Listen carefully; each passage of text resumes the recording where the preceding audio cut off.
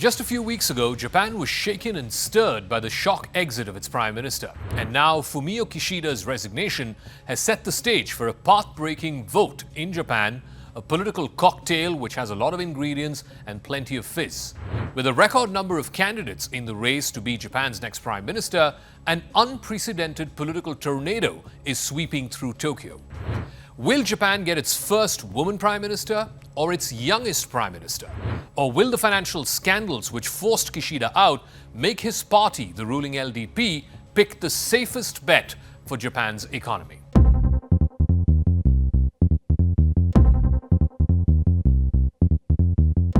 The LDP is gearing up for the closest election in years when it elects its new leader by the end of September. Already, this vote is being billed as path-breaking, with a likely record number of candidates, possibly more than 10 of them, throwing their hat in the ring. Adding to the intrigue is the fact that several party factions which were very influential earlier have now been weakened, and their waning influence makes the rank-and-file votes much more significant in choosing the next Prime Minister. Around 10 candidates or even more could end up running in the September 27th presidential election to choose the leader of the LDP. That would be the most number of candidates under the party's current selection system, which was introduced back in 1971. The previous record were the races that happened in 2008 and in 2012, where there were up to 5 contenders at that time, which back then was the highest in any single election field. The wider field this time comes after Prime Minister Kishida announced in August, in a shock announcement, that he's not going to be seeking re-election as the head of the LDP. He said that he was taking responsibility for a party slush fund scandal that has dragged down his cabinet's approval ratings. The outgoing Prime Minister has encouraged anyone who is willing to run to try and succeed him, and that has opened up this contest.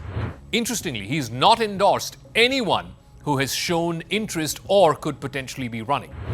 Prospective candidates must secure the backing of at least 20 of their peers before they decide to run, before they can officially campaign, and the official campaign begins on the 12th of September.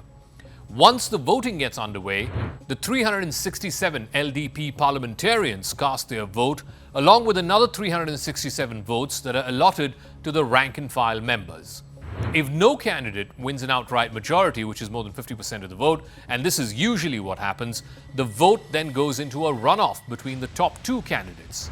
In this second round, which is the runoff vote, the lawmakers have the exact same number of votes, which is 367, while the membership share is reduced to 1 vote for every 47 of the LDP's prefectural chapters.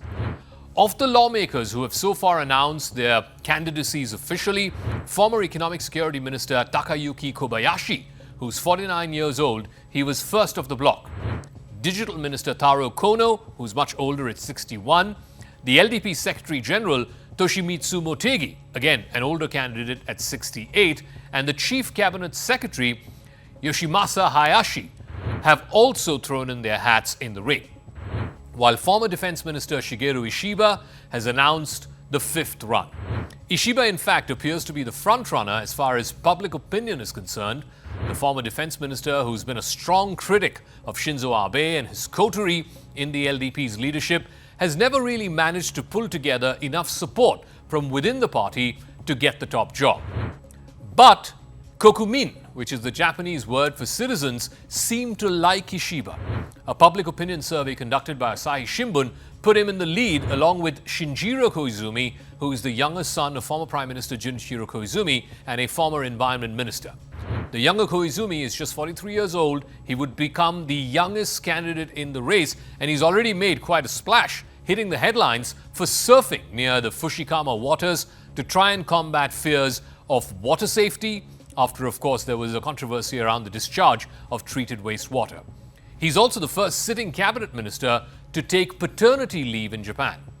While Koizumi is seen as a fresh face for a scandal-hit party and will likely have young Japanese voters backing him, will the LDP pick a millennial with limited experience as Japan's next prime minister? That is still an open question.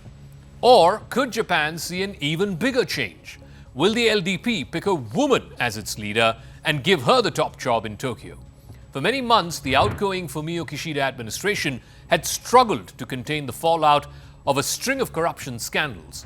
Public approval hovered around record lows for the ruling party. In fact, the LDP has been in power almost continuously in Japan since 1955, but for the first time under Kishida's reign, its approval ratings dipped to below 20%.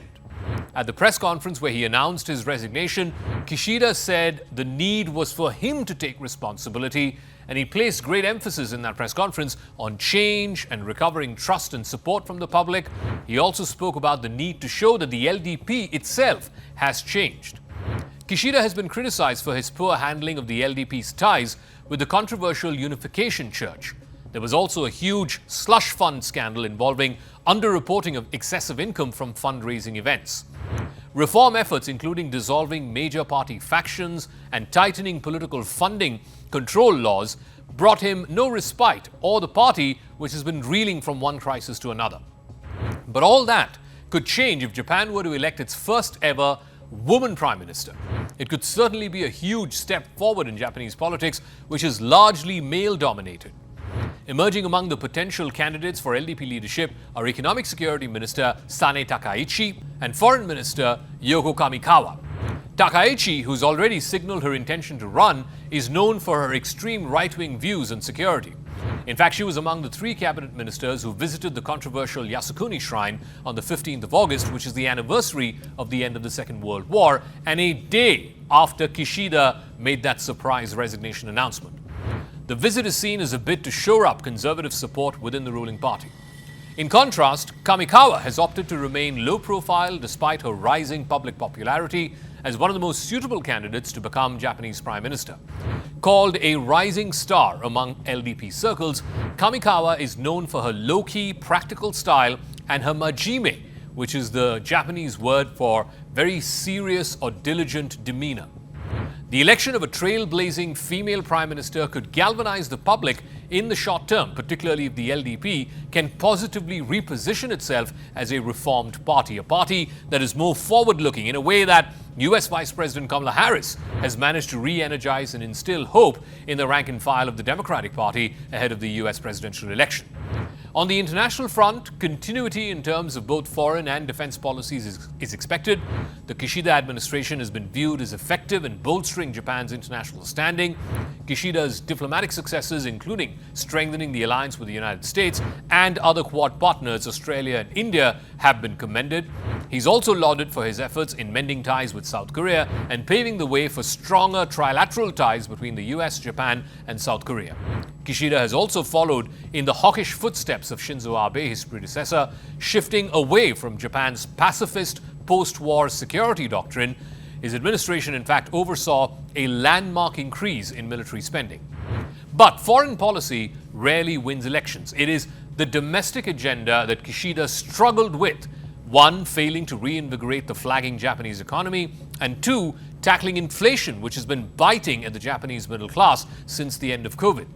Public discontent has risen every day on livelihood issues like higher living costs, a weak yen, and real decline in wages.